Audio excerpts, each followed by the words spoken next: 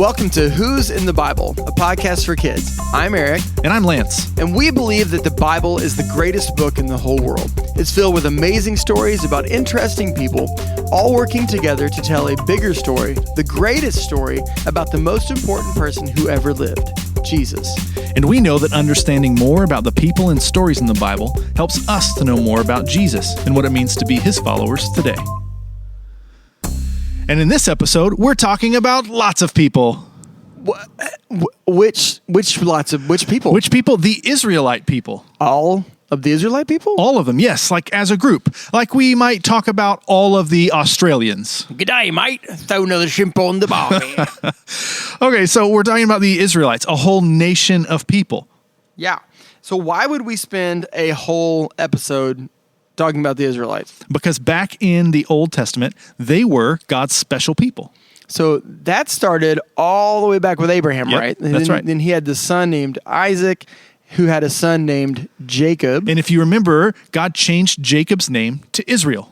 And that's where we get the name Israelites. That's right. And it's a very different way of getting a name for a group of people than we're used to. Because, we just talked about the Australians. They're named for living in Australia. That's right. And we are Americans, and we're named that because we live in America. And if you think back to one of those episodes in season 1, we talked about the Mesopotamians, and they're named that because they lived in Mesopotamia. Mesopotamian. Mesopotamian. Mesopotamian. Mesopotamian. Mesopotamian. Spectrum. But God's people didn't have a land that they could be named after. So they were named after their great, however many greats grandfather, Israel, who was also known as Jacob. So that would be like my great grandkids calling themselves like Aricites or Aricans. I like Aricans. Aricans. The Arices. They're referred to as a group, the Arices. The Arices. Yeah, so, cool, yeah, something like that. You're kind of ridiculous. But so the Israelites, they, again, didn't have a land. They couldn't be called Egyptians because there were already Egyptians. They couldn't be called Canaanites where Abraham was because there were already Canaanites. So they were named after their relatives. And so another thing to remember, though, about them is they didn't just identify themselves as Israelites. Do you remember how many sons that Israel or Jacob had? 12 kids. Yeah. He outdid me about 12. a lot. Yeah, he had 12 sons. Super weird episode. Yeah, that was a good 12 time. sons. That's true. There was even the daughters, too. That's that right. Just didn't count. Right. So you can go back and listen to that in season 1, but definitely. They had some weird names though, didn't they? Well, some of them were normal, like Levi. I know a couple Levi's. Okay. I don't know that I know any Simeons anymore. Some Simons. Simon, yeah. But then there was like Gad. That's a fun one. Naphtali. Yep. Ishkar. Zebulun. Yeah, those are some out there names. I don't know. Yeah. Listen, hundreds of years after those guys lived, the people of Israel were not just known as Israelites or as Israel's descendants, but they were also known for which of his sons they were related to. Right. So that there was like 12 tribes of Israel. Yeah, and that's where their names came from. So they'd be like, I'm of the tribe of Levi or Judah or Benjamin or any of those 12 names. Okay. So it's like a subcategory. That's right. Israelite, but I'm a Benjamite. It's like when you have this huge family reunion and you have all these cousins with different last names. You're all related, but you get it? Right. Okay. That's a great way of saying it. Way to go, man. So a couple episodes ago, we left off with them being saved from the Egyptian army, crossing the Red Sea. So where do we pick it up now? Well, immediately they start complaining, like right away. Well, that didn't take long. That sounds like a road trip with my kids.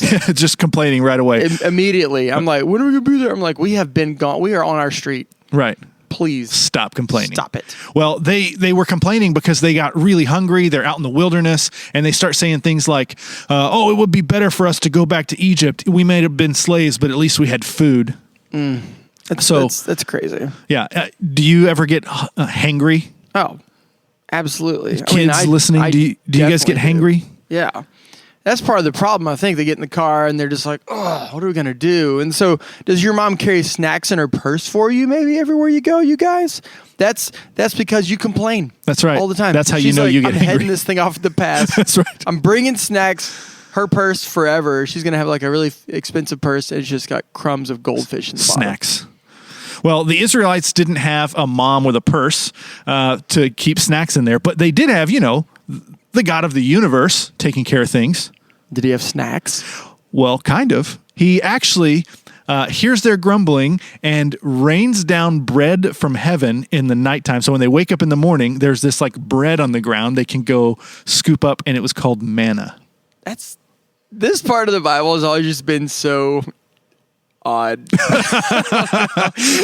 It's cool. I mean, how amazing is that God took care of them, even when they were being a bunch of stinkers and complaining all the time. Yeah, if you like how God was kind to them when they were ungrateful and complaining and being stinkers, you're going to love what he does next.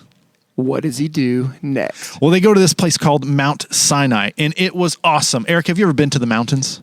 I mean, honestly, like, there's always that game. It's like, if you go on vacation, would you want to go to the beach? Yeah. To the city or the mountains? Right. 100% always the mountains. You and me both. Beautiful. We don't have mountains here where we live. No. Okay, so Not at all. What do you like about the mountains? I think it's like the air just feels different. It feels crisp and cold. Yep. Kind of all year round. It just feels like, I don't know, it feels fresh, and it's just like, you just look, and the mountains are so big and kind of majestic, and you're like, wow, that is just like, you got to respect that. Show. You get up on that, you're gonna get in trouble. Wilderness lives in the mountains. In the mountains, that's right. Yeah. So they get to this mountain, and it's called Mount Sinai, and then God says to them, listen to this in Exodus chapter 19, verses 4 through 6. You yourselves have seen what I did to the Egyptians, and how I bore you on eagle's wings and brought you to myself. Now, therefore, if you will indeed obey my voice and keep my covenant, you shall be my treasured possession among all peoples. For all the earth is mine, and you shall be to me a kingdom of priests and a holy nation. So if you keep this covenant, you, Israel, will be my treasured possession. I like that. And I feel like when I hear that, I'm not getting the pictures of like Gollum from Lord of the Rings. That's precious. Right. Not that kind of a treasured possession, but like just love. Like, they will be his favorite thing. That's awesome. That is so cool to think that God would choose them as his favorite thing. So the people of Israel are given a choice to make. Will they enter into this covenant or this promise with God to be his people? And you know what they say? If they got a half a brain, like, yes. Yeah, absolutely. That makes sense, because like he sent the plagues on the Egyptians, rescues them through the Red Sea.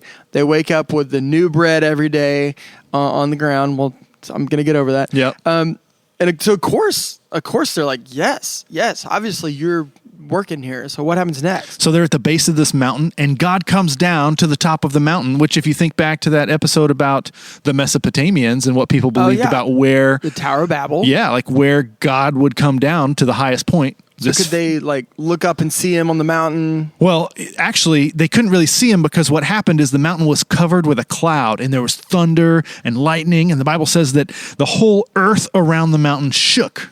That sounds completely terrifying. Definitely so. I would be scared, no doubt about it. But guess who like goes up the mountain? Moses? You're right. So didn't Moses go up there just to meet with God? He did. And while he was meeting with God, God was up there on the mountain. Moses walks up, and God gave Moses the 10 Commandments. Have you heard of that? I have heard of that. Kids, have you guys heard of the 10 Commandments? So how about we do this? If you have a Bible, you can find the 10 Commandments in Exodus chapter 20. And here they are. You shall have no other gods before me. You shall not make yourself a carved image or idols.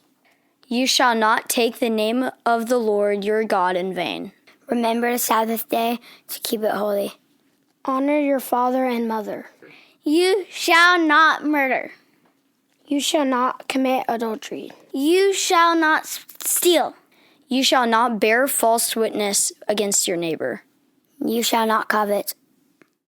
So, Eric, what is your favorite one that you just heard? Well, obviously, honor your father and mother. Am I right? Yeah. All the parents listening are like, pay attention to number 6. Yeah, it's like I actually turned it down for the other ones and then boosted it up right back up. Okay, so here's what I want you to do, though. I want you guys, everyone listening, pay special attention to the first two. God said you should not worship or serve any other gods. And the second, you should not make any idols or statues or images to worship, whether they are of those other gods or even supposed to be of him. So that seems totally easy to obey. You would think so, Aric, but I want you to keep this in the back of your mind. These are like the first two things God said about what he wants them to do and how he wants them to live, because we're coming back to that in just a minute. Okay, well, what else happened up on top of the mountain? On top of the mountain, God gave Moses other rules and laws for his people and the way that they were supposed to live. And then he gave Moses almost like a set of blueprints for this beautiful tent that would be the place where they could build it and set it up, and God's people would go there to worship. And he tells Moses, listen, you remember those tribes, that one tribe of Levi? These people will become priests, and they will serve in this tabernacle, this special tent, and it'll be a really cool place for God's people to worship. Okay. Now this makes sense. Like this had to have taken a while, because he didn't have an iPhone where he just hit voice memo, right, talk to text, and it just starts taking all this stuff down. Yeah, no, that wasn't happening. In my mind, I guess when I was growing up, I thought, well, he was up there and he got the 10 Commandments and he chiseled them on on the tablets, right. But he had to get a lot of information. Yeah. So he was probably up there a while. Yeah, he was up there for 40 days. Yeah, 40 days. Yeah. So what did the people of Israel do for 40 days?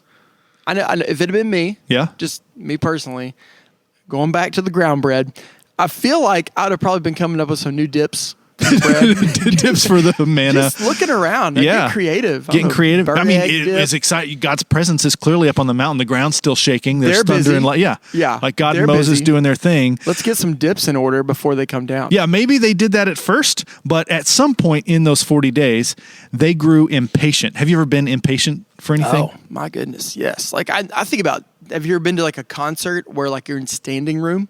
Uh-huh. So I remember waiting for a concert one time, standing for 5 hours. Oh my goodness! Spot. And I'm so pumped for the show. It was a U2 concert actually, and I'm so pumped for the show to start.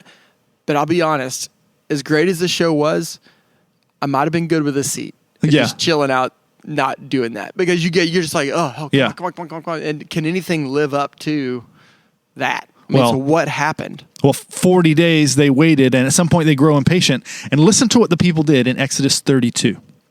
When the people saw that Moses delayed to come down from the mountain, the people gathered themselves together to Aaron and said to him, "Up, make us gods who shall go before us. As for this Moses, the man who brought us up out of the land of Egypt, we do not know what has come of him." As for this man, Moses, I was we don't even know him anymore. Right. Who is this guy? Aaron, you're in charge. So this does not sound good. It sounds like, I'm looking at the verses and it says that the people gave Aaron their gold jewelry. So he's like, I got a plan. Right. So he melts down the gold jewelry, forms it into a golden calf. Yeah, like a baby cow. Okay. And then he said, "These are your gods, O Israel, who have brought you out of Egypt." Obviously not. Right. I mean, this is the burden of leadership. Aaron's like, I'm in charge now. Here's a golden calf. Yeah. So they build an altar in front of it. This is not a good line of things happening. Not at all. Not good. What did we say about those first two commandments just a minute ago? No other gods, no idols. So Moses isn't even down from the mountain, and the Israelites are already breaking the first two commandments. Now, these Israelites weren't very good, were they? Complaining, scared, worshipped a golden statue. God must have been really ticked. Yeah, I mean, he was not happy, but he also wasn't surprised by their actions. I mean, he's God. He knew everything about these people. He knew every mistake they would make every time they would choose something else over him. Yet, he still chose to call them his special people. Listen to what God says about himself on the next page, Exodus 34. The Lord, a God merciful and gracious, slow to anger and abounding in steadfast love and faithfulness, keeping steadfast love for thousands, forgiving iniquity and transgression and sin. And how cool is that? Merciful, gracious, slow to anger, which, I mean, we all could learn from that probably. Yeah. Forgiving sin. I know, isn't that encouraging? It's easy for us to read this story about the Israelites and think less of them because of all of their mistakes and their grumbling and the way they chose sin over God. But the truth is, all of us choose sin over God's way sometimes. And it reminds me of one of our essential verses, Romans 5:8. But God shows his love for us in that while we were still sinners, Christ died for us. That's exactly right. In the Old Testament, before Jesus, God's special people were the Israelites. And we read over and over again that God was merciful and gracious to them again and again. Well, today, God's special people are those who trust in Jesus. That's us. And he is merciful and gracious to us again and again. Well, you've been listening to Who's in the Bible, a podcast for kids brought to you by Clear Creek Community Church.